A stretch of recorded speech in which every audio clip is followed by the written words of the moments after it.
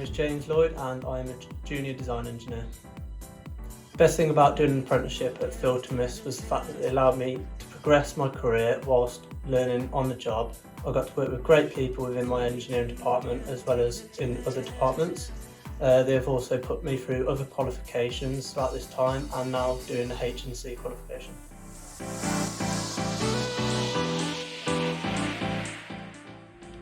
My name is Billy Mabbott and I did an apprenticeship in mechatronics.